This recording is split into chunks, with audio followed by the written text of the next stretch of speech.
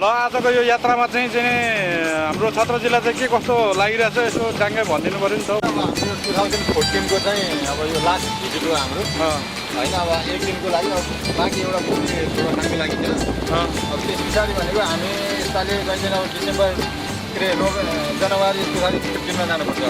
अनि आजको हाम्रो चाहिँ कस्तो लाग्यो तपाईँलाई चाहिँ यो सुटिङ चाहिँ कस्तो लाग्यो? एकदम राम्रो छ सुटिङ गर्नु। तपाईँ अब बच्चन राई हुनुहुन्छ होइन। अब हाम्रो केही गुनासो छैन, तपाईँले राम्रोलाई गाडी गर्नुभएको। अनि अमृता तपाईँ त आफ्नै धुनमा व्यस्त हुनुहुन्छ फोटो खिच्नको लागि के हो? अनि ए हजुर आफ्नो भिडियो आफै खिच्दै हुनुहुन्छ? ल ठिक छ, भनेपछि यता पनि त फर्काउनु पऱ्यो होला नि त क्यामेरा। अच्छा, अनि कस्तो महसुस भइरहेछ आज? एकदम रमाइलो। तपाईँ भण्डारी के खाइरहेछ सरासर आफू मात्रै यसो भनिदिउँ न। के भन्नु सर? अनि त्यो खाइसक्यो कि के हो हामीले लिएको चिजबिज? खाँदैछ। अच्छा, अनि रमाइलो लागिरहेछ? आजको अवसरमा कहिले भुल्न सक्दैन। यो पूर्वदेखि पश्चिमसम्मका नेपालीहरू आज खुजुरामा एकत्र रूपमा गएर समुद्र तयार यो साह्रै रमाइलो हो। यसरी भेट भएन। हामी नेपालमा छँदा हाम्रो भेटघाट परिचय केही प्रदेशमा आएर नेपालीको गर्दैछ अनि आएर आज हामी भेट भयौँ। नेपालीपनको एउटा आत्मीयता हो। साह्रै रमाइलो भयो। साह्रै राम्रो विचार। अरू केही होइन सर, म अहिले खान्न है। चौधरी तपाईँलाई कस्तो लागिरहेछ? आफ्नै धुनमा मोबाइल खेलाउँदै बसिरहनु भएको छ। एकदम राम्रो लागिरहेको छ मलाई। जिन्दगीमा मैले कहिले यस्तो चिज देखेको थिइनँ। आज फर्स्ट टाइम हो हेरेको।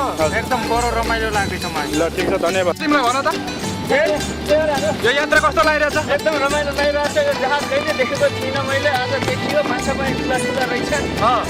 अब यो रमाइलो हो। अनि अमृता तपाईँलाई कस्तो लाग्यो? एकदम रमाइलो रहेछ। ल ठिक छ। चौधरी यहाँ आउनुहोस्। तपाईँलाई कस्तो लाग्यो यो यात्रा? एकदम राम्रो सोलिड लाग्यो। ल ठिक छ। अनि ल एउटा गीत गाइदिनु नि त अमृता। ल तपाईँको तर्फबाट ल जाओस्। ल यहाँ म एउटा गीत गाइदिन्छु है त। ल राई सर, तपाईँलाई आजको यात्रा कस्तो लाग्यो? यात्रा एकदम रमाइलो छ। यसको खुसी लागिरहेछ। अब किनुपर्छ भन्नु। यो यात्राको श्रेय कसलाई दिँदै हुनुहुन्छ? यो यात्राको श्रेय भनेको स्पेसल अब चाहिँ सबै ग्रुपलाई नै जान्छ। किनभने एक्लै सम्भव थिएन, सबै ग्रुपले गर्दाखेरि यो यात्रा सम्भव भएको ग्रुपलाई। यो यात्राको अविस्मरणीय क्षण भन्नुपर्दा यो यात्राको अविस्मरणीय क्षण भन्दा अब चाहिँ एउटा विदेशको ठाउँमा प्रवासमा रहेर पनि एउटा जस्तै अब तपाईँ बर्दिया गर्नुभयो, कोही कता हामी जयपुर कहिले चाहिँ उहाँ झापा कोही अब पोखरा कोही ग्रुप छ।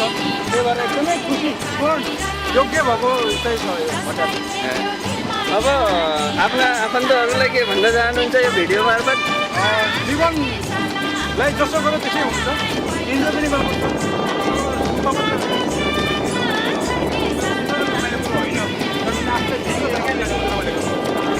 तपाईँ विदेश पैसा कमाउनलाई आउनु भएको 12 घन्टा ड्युटी, भोलि आज साँझ फेरि ड्युटी जानु छ। अनि यसरी टाइम कसरी बचाउनु पर्छ? आफूले इच्छा लागेपछि टाइम म्यानेज गर्न सकिन्छ होइन।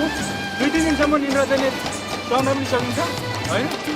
अब आफ्नो इच्छालाई पुरा गर्न के गर्नु। अब राति चाहिँ ड्युटी कसरी गर्ने? आज दिन रातिको ड्युटी भनेको चाहिँ उहाँ जाने होइन। अब खाना खाने जाने, अब 9-10 बजीसम्म पेट्रोल चलाउने, युट्युब फिल्म सिल्म होइन। ड्युटी नगर्ने होइन त? ड्युटी त ड्युटी, सुत्ने ड्युटी।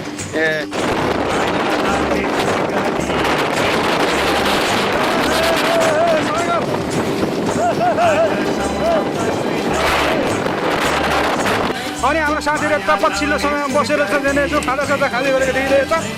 साथीहरूलाई साग सब्जी कस्तो लाग्यो तपाईँलाई? राम्रो छ।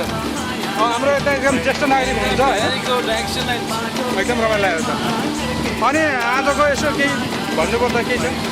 केही भन्नुपर्दा केही कुरा? रातिमा नै निलो तल पनि निलो छ यहाँ।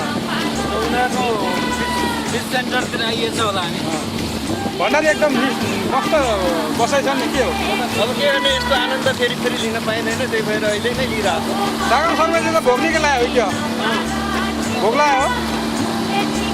ल भाइ ठिक छ है, एकदम राम्रो छ। ल ठिक छ। अरू केही छ? Very good. अच्छा, ल धन्यवाद।